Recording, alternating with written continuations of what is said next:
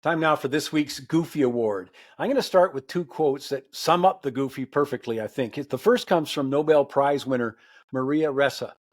Without facts, you can't have truth. Without truth, you can't have trust. And without trust, you can't have democracy.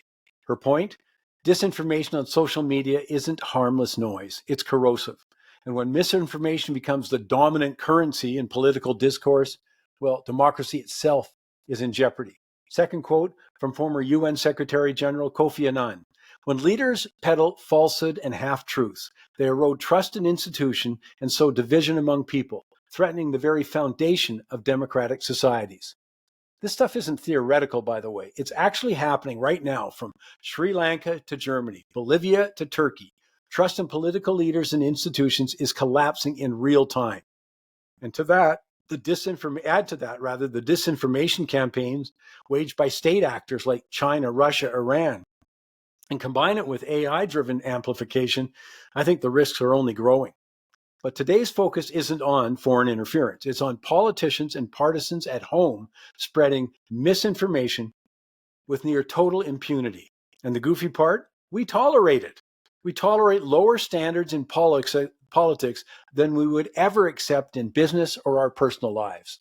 I mean, seriously, who wants to work with people who lie and manipulate for personal gain? So why do we accept it in politics? Why do supporters defend it?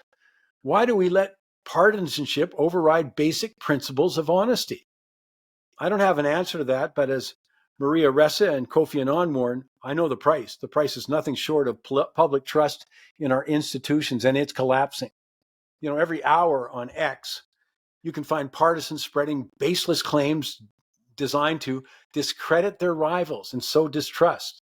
Come on, during the election, a single photo of Mark Carney with Ghislaine Maxwell sparked a wild conspiracy theories linking him to Epstein, with zero evidence, though.